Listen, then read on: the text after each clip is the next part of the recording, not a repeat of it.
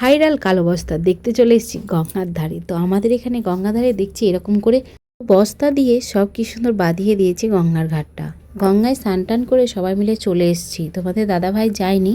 তোমাদের দাদাভাই আর আমার বোনের বর কোথায় হাওয়া হয়ে গেছে, ওদেরকে খুঁজেই পাওয়া যাচ্ছে না। কি করব, আমরাই স্নান টান করে চলে আসলাম, কিন্তু আমাদের মুখ থেকে একটুও রং ওঠেনি, একদম লাল বান্দর হয়ে গেছে সবাই। মালসা ভোগ শুরু হয়ে গেছে, তো এখানে ভোজনারতি হচ্ছে এখন।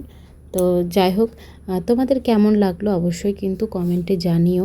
আমাদের এখানকার প্যান্ডেল, ঠাকুর, তারপরে এখানকার আয়োজন তোমাদের কেমন লেগেছে অবশ্যই জানিও। কিন্তু তোমাদের একটা কমেন্টে আমাদের ভিডিও বানানোর অনেকটা উৎসাহ দেয়, সেই জন্য কমেন্টের আশায় থাকি কে কখন কোন কমেন্টটা করলো। আর পড়তে কিন্তু খুব ভালো লাগে, আনন্দ করছি। কিন্তু আরেকটু আনন্দ বেশি হতো যদি আমার বড় ছেলে বাড়িতে থাকতো। ও তো নেই, ও বাইরে গিয়েছে, সেই জন্য ওর জন্য সবার একটু মনটা খারাপ। আনন্দ করলেও কিন্তু সেইভাবে আনন্দটা হচ্ছে না, ও থাকলে আরেকটু বেশি বেশি হতো। তো যাই হোক, আমার ছোট ছেলে কিন্তু আমার বড় ছেলের জন্য উপোস করেছে। উপোস করতে আমাকে মানা করলো সবাই, সেই জন্য আমি উপোস করিনি। তাই অরণ্য বলল, মা আমি উপোস থাকছি। এমনিতেই আমার ছেলে সারাদিন না খেয়ে খেয়ে একবেলা কেটেই যায়, তার জন্য অসুবিধা নেই, ওর এমনি উপোস করা অভ্যাস আছে, সেই জন্য উপোস থেকে গেছে। আজকের দিনে আমি আমার বাবাকে খুব মিস করছি, আমি একা নয়, আমরা সবাই। আজকে আমার বাবা থাকলে পরে অনেক আনন্দ করতে পারতো। আর তার থেকেও বড় কথা, এই গঙ্গা পুজোয় আসার জন্য 2-3 মাস আগে থাকতে ফোন করতো, কবে আসবি, কখন আসবি, কবে আসবি, কখন আসবি। দেখো বাবা, আমরা সবাই এসেছি।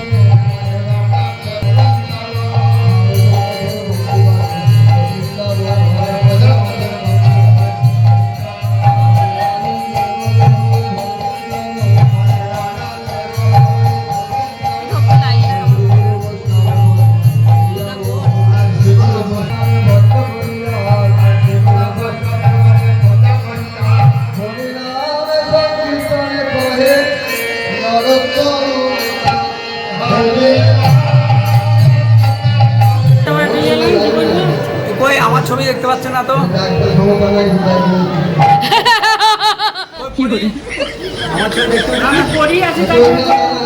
আমার বোনের বরের নাম হচ্ছে পরিতোষ, তা ওকে সবাই পরি পরি করেই ডাকি আমরা। তো ওকে এখন তোমাদের দাদাভাই জিজ্ঞাসা করছে কী ব্যাপার, পরীকে তো দেখা যাচ্ছে না।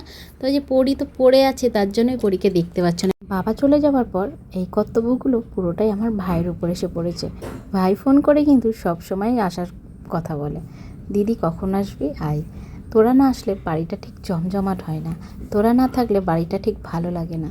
শুনে না বুকটা ভরে যায় ভাইয়ের কথা শুনে। এমন একটা ভাই কপাল করে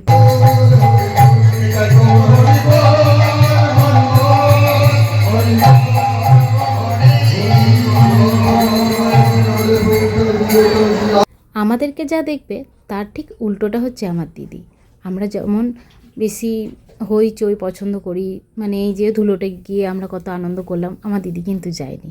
আমার দিদি একদম ওইরকম করে না, ঘরে থাকতে ভালোবাসে। তাই বলে যে আনন্দ করতে ভালোবাসে না তা না, আনন্দ করতে ভালোবাসে কিন্তু ঘরেই, বাইরে বেরোতে অত পছন্দ করে না।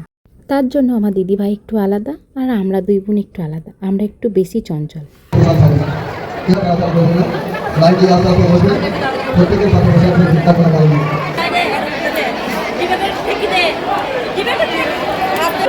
মধুবালা, মধুবালা, এদিকে তুই যাও, বুঝু তো গেছে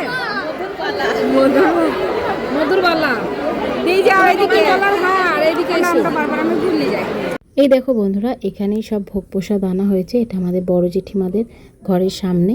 তো এখানে প্রত্যেক বছর এখানেই রাখা হয় আর এখান থেকে বিতরণ করা হয়। তো এখানে অনেক লোক আছে এখনও, এখনও মালসা ভোগটাই দেওয়া হয়নি। এটাকে একে একে নাম বলবে, আর যাদের যেটা মালসা দেয়া আছে সেই নামই সব নিয়ে যাবে। তো অরণ্য চলে গেছে মালসা আনতে, ওই দেখো নিয়ে আসছে। তো এখন এই মালসাটাকে নিয়ে এসে রাখা হবে। এখান থেকে তো আমরা ভোগ প্রসাদ পাবোই, তাও বললো যে এখন আর মাখাবো না, এটাকে এখন ঠাকুর ঘরে পুরো নিয়ে যাও, নিয়ে গিয়ে ঠাকুর ঘরে রেখে আসো, সন্ধ্যাবেলায় সবাইকে দেওয়া হবে। তো সেই জন্য এখন আর এখানটায় রাখবে না, একদম সোজা নিয়ে গিয়ে ঠাকুর ঘরে এখন রেখে দেওয়া হবে। তোমাদের দাদাভাইকে অনেকক্ষণ থেকে বলছি যাও গিয়ে খেয়ে নাও, সবাই বসে পড়েছে রাস্তা দিয়ে দিয়ে, তুমিও বসে পড়ো। এই দেখো গাইস, আমার দুটো পুচকু, এইটা হলো পুচকু শালি, ঠিক আছে?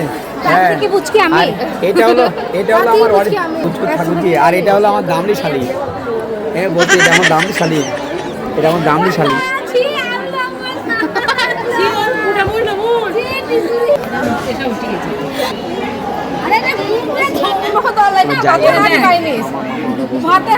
কষ্ট কর, কেষ্ট মিলবি তো।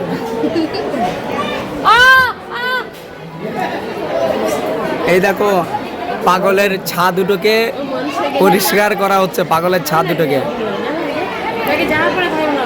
আমরা জন্মগুণ, আমরা যা করব। মধ্যে এতটাই রং ছিল কি বলবো, মুখটা পুরো মানে লাল হয়ে গিয়েছিল। সেই জন্য একটা টিস্যু দিয়ে মুখটাকে পরিষ্কার করেছি, কিচ্ছু করিনি। তাছাড়া একটু সিঁদুর পরিনি, টিপ পরিনি, মুখে একটা কিচ্ছু মাখিনি।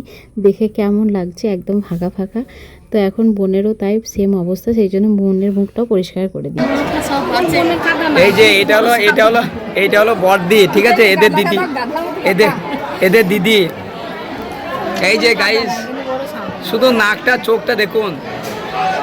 আর এটা হলো ভাই। আদরে ভাই একটা। তোমরা বসো নি, জায়গা পাও নি? না গো, ওই দিকটা তুলতে বলো, না তোর জায়গা পাসনি? আমি অঞ্জনাকে তুলছি খানিকটা। আমার একটাই মাত্র। অঞ্জনা আর ঝুমি দুজনে মিলে চলে যাচ্ছে এখন পরিবেশন করতে। যেহেতু অনেক লোক তো সবাই দিয়ে উঠতে পারছে না, কেউ পাচ্ছে কেউ পাচ্ছে না। তো এই দেখো আমার খাবারটা ঠিক পৌঁছে দিয়ে গেছে, আমি আর যাইনি রাস্তার দিকে, এখানেই বসে খাবো। তো কেমন লাগলো অবশ্যই কিন্তু কমেন্টে জানিও। সবাইকে টাটা।